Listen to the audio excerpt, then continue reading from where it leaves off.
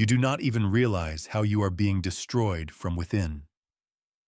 Every day, you endure small actions that silently poison your influence, ambitions, and future. Machiavelli knew that if you want power, if you strive for peace, there are 7 actions that must not be tolerated in your presence, not in others, and especially not in yourself.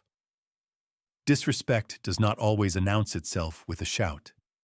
It often seeps into your life quietly, gently, almost imperceptibly. An elusive greeting, a delayed response to a playful smile, barely concealed by polite words.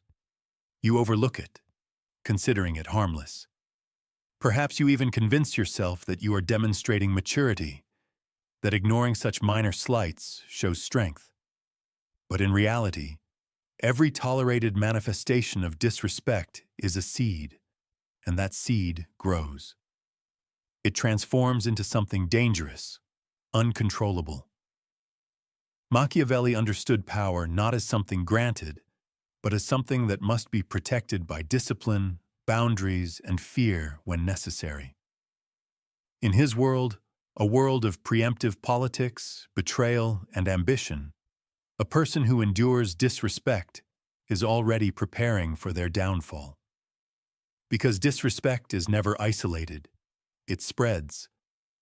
When one person is allowed to undermine your presence, others notice. Your silence becomes your sentence, your kindness, your grave. Let's be honest with ourselves. Why do most people tolerate disrespect? Because they fear confrontation, because they fear appearing too harsh or too sensitive. They want to be liked, they want to seem reasonable. But this desire poisons power. When you allow yourself to endure subtle insults, public challenges, deliberate delays, or rudeness, you do not appear magnanimous. You look weak, insecure, and in the court of public opinion, nothing is punished faster than weakness. You must understand something fundamental. Power does not reside in words. It resides in presence, and presence is built on perception. If people believe they can speak against you without consequences, if they think they can joke at your expense or undermine you in front of others with impunity, they will do so. Again and again, until what was once your power becomes their playground. Disrespect does not always shout.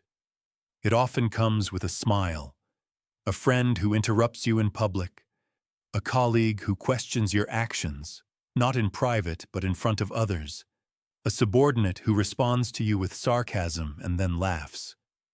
You notice these things. Your instincts tell you that it is wrong.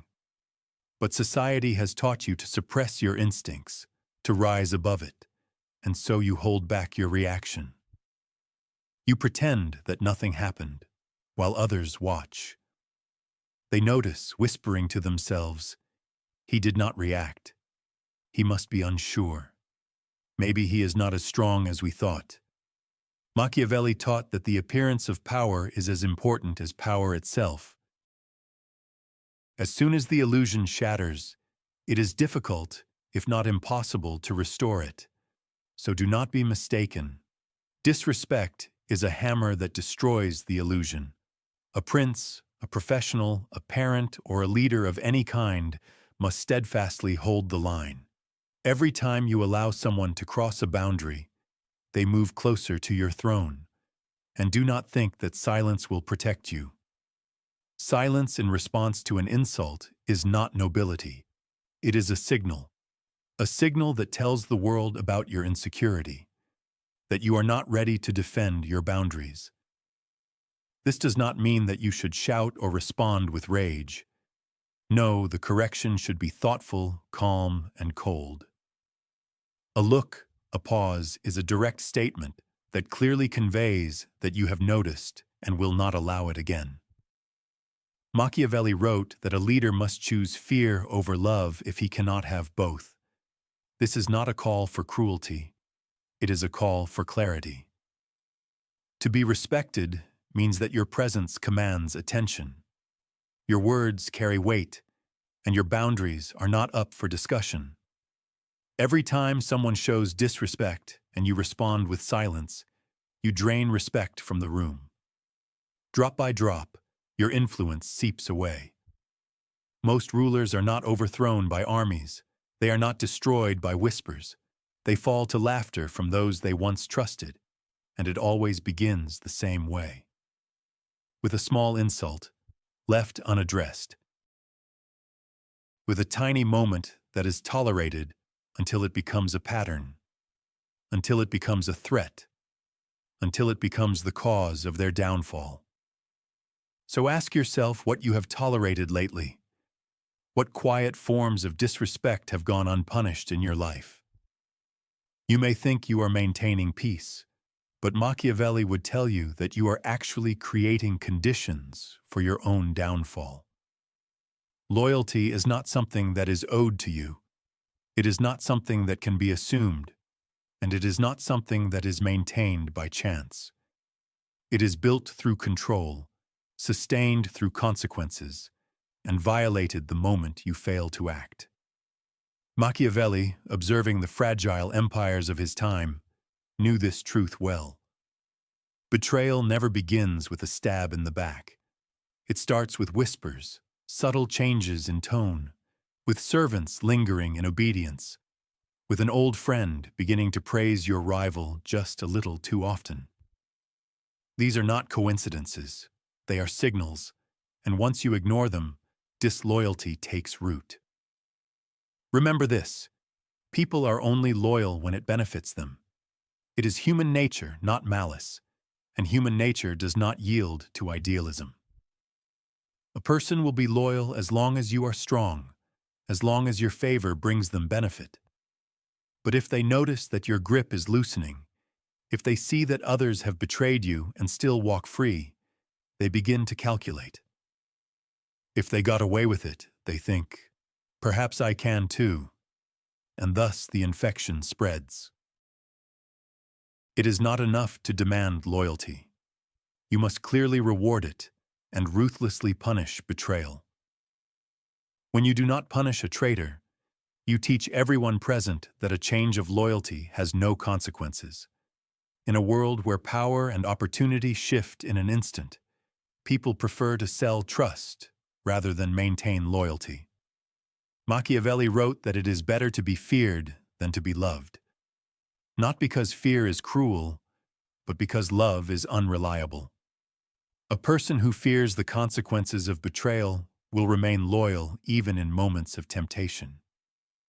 Those who simply love may abandon you as soon as it becomes advantageous for them. Now consider whether you have allowed people in your life to betray you in small ways. Perhaps they shared something behind your back. Maybe they remained silent when others attacked you. Or did they give your enemy a place in their circle while calling you a friend? These are not small matters. These are acts of betrayal disguised as neutrality. And neutrality, when a line has already been drawn, is hidden betrayal. You see, betrayal is not just a dramatic moment when someone openly opposes you. It is the slow erosion of unity, the refusal to protect you when it matters. It is a subtle shift in attention, a diminishment of your significance in some part of the world. By ignoring these changes, you encourage them. A traitor tests you with indifference and expectation to see if you notice, to see if you are ready to act. Machiavelli would not hesitate. For him, even the slightest betrayal, even a word, was grounds for removal. Why? Because even if the act itself is small, the precedent it sets is enormous. If you allow one person to walk away from you without consequences, others will follow. Not because they do not like you, but because they are watching for signs. Everyone is always watching the ruler. How you handle one betrayal tells the others in your circle what they can get away with. There is another danger: the illusion of reconciliation. Many leaders, trying to avoid conflict, allow untrustworthy people back into their confidence. They accept apologies, make peace, but peace with a traitor is a fool's strategy. An untrustworthy person who has not faced consequences for their betrayal learns only one lesson: that you are easily manipulated, that your forgiveness is not strength. It is weakness in royal clothing, and they return with a smile, playing a role, waiting for the next chance to strike against you. No one who returns deserves it. Not everyone who asks for forgiveness should be granted it. Loyalty is like gold. If it tarnishes, it must be refined or discarded. One cannot pretend it has not been touched. In times of uncertainty, your power is protected not by kindness or history, but by consequences.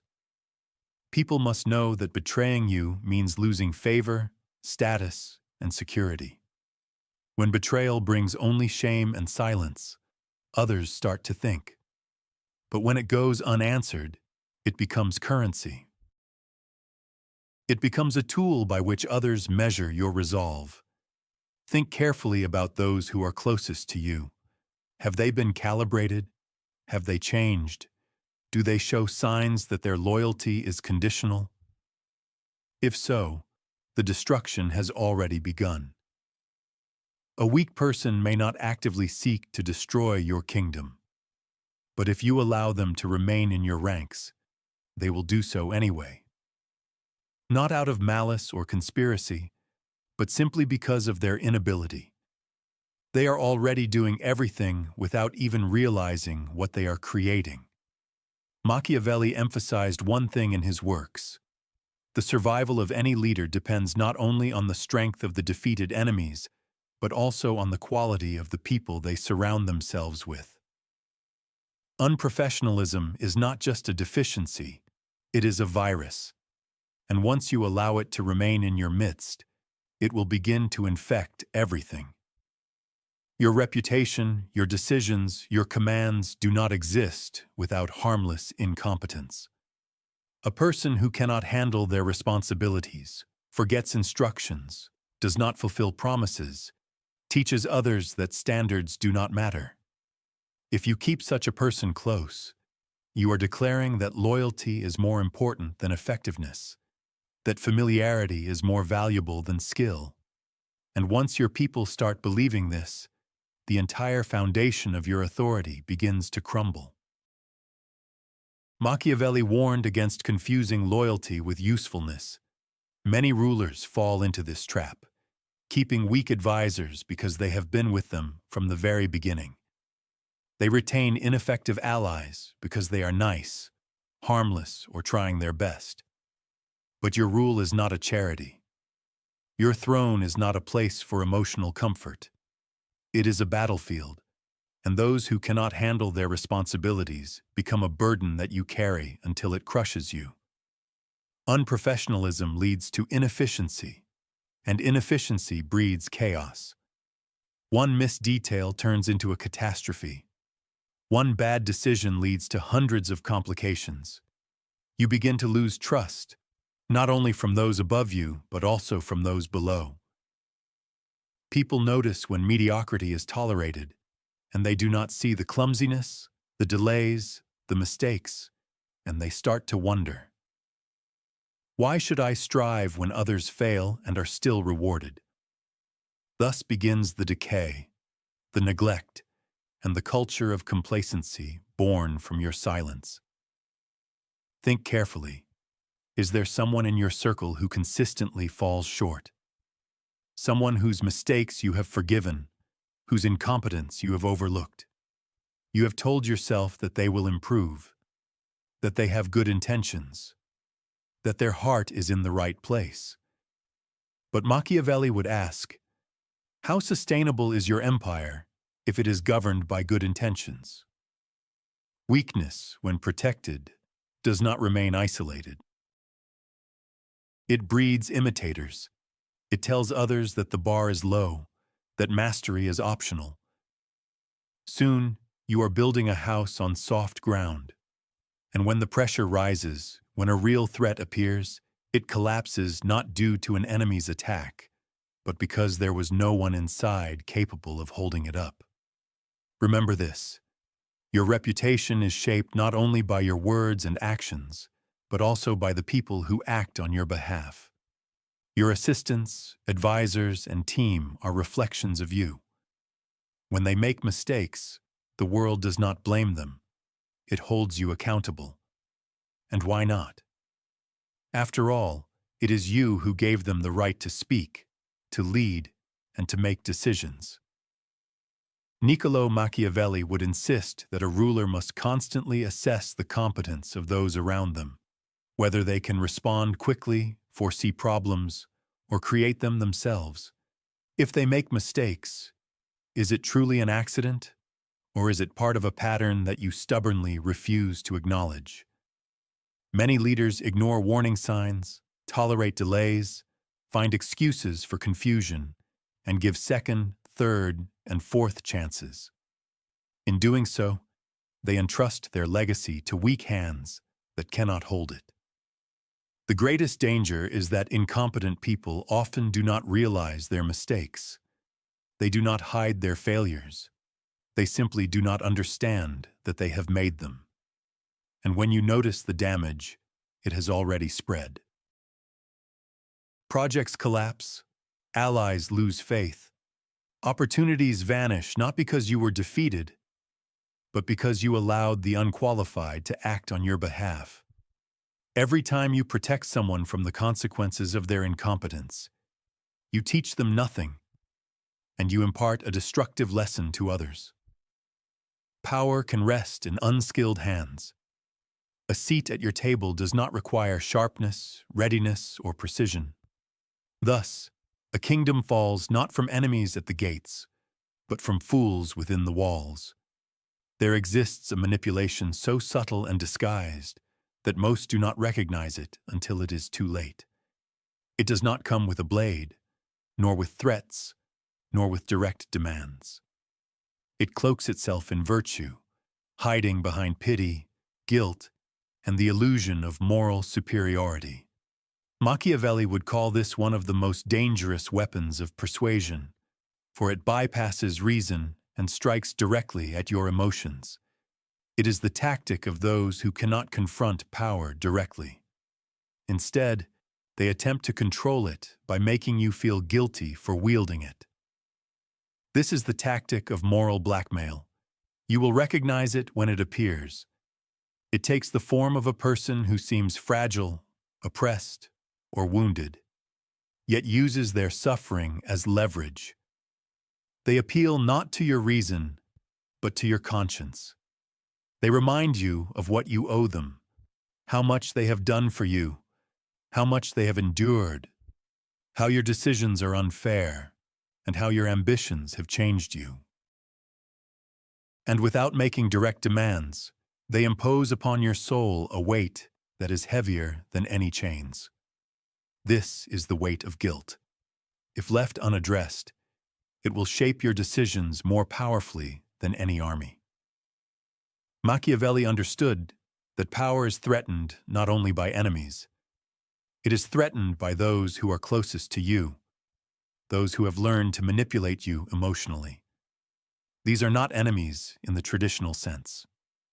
In fact, they often call themselves your allies. They speak the language of loyalty, care, and sacrifice, but their goal is not to help you lead. Their goal is to limit your perspective, to remain at the center of your life, so that you stay emotionally and spiritually tethered to them. You often encounter this dynamic in family relationships, friendships, and business partnerships. You strive to raise your standards, seek growth, establish boundaries, and demand excellence. And suddenly, someone calls you cold, arrogant, or insensitive. They remind you of the past. They say you have forgotten where you came from. They claim you have become selfish. Unbeknownst to you, you begin to soften. You waver. You adapt to their discomfort. Not because it is wise, but because you do not want to be seen as cruel. But cruelty and clarity are not the same. Setting standards is not coldness. Refusing to be manipulated is not betrayal. A true ally will never ask you to diminish yourself so they can feel superior. A true supporter will not chastise you for growing.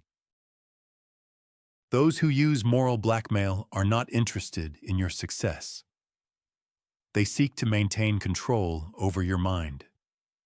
The most dangerous part of moral blackmail is that it uses your virtues against you. If you are loyal, they will portray disobedience as betrayal. If you are generous, they will make you feel selfish for refusing. If you are honest, they will twist your words to accuse you of cruelty. You begin to walk on eggshells. You start to doubt your decisions. You feel that you must explain and justify every step you take. And in this space of hesitation, they win. Machiavelli would say, "Never allow another person to become your conscience. Your moral clarity must be your own, unclouded by the tears of manipulators." A leader who rules through guilt does not truly rule. They become a puppet, dancing not for power, but for approval. And once approval becomes necessary, it turns into dependency. The more you try to prove your virtue, the more you bend under the expectations of others. And the more you bend, the more they push. Soon, you are no longer in control of your world. You are merely reacting to it. People who use moral blackmail often appear emotionally distressed, even hurt. But you must see through their facade. Their pain may be real, but that does not make their demands legitimate. Compassion is not submission. You can empathize with someone without yielding to them. You can care without giving in. The moment you succumb to emotional manipulation, you signal to the world that your mind does not belong to you. These decisions may be extracted from you under pressure, not based on principle. And once others see this, you will never make a free choice again. Every decision will be questioned. Every boundary will be tested. Every word you say will be used not only for analysis, but also as leverage in a power play. It is not the loudest threats that destroy you. It is the things you tolerate. The silent insults that you let slide. The disapproving looks that you ignore. The grudges that you leave at your desk. The guilt that you allow to settle in your mind. One by one, these quiet poisons infect your reign. And by the time you notice it, the decay has already spread. Machiavelli never called for rulers to be kind.